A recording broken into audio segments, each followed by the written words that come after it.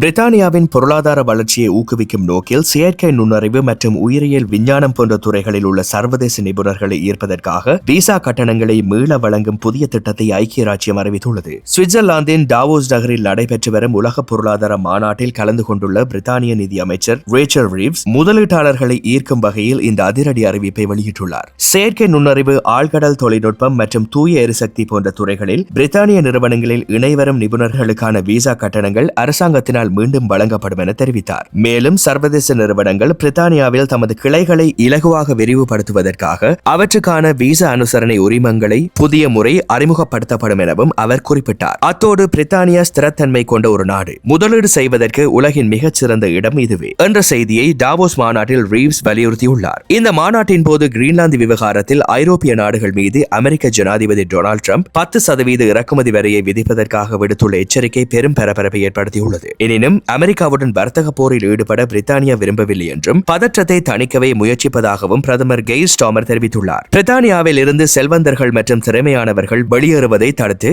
நாட்டின் பொருளாதாரத்தை 2025 வலுப்படுத்துவதே இந்த விசா மாற்றங்களின் முக்கிய நோக்கம் என அவர் மேலும் தெரிவித்துள்ளமை குறிப்பிடத்தக்கது.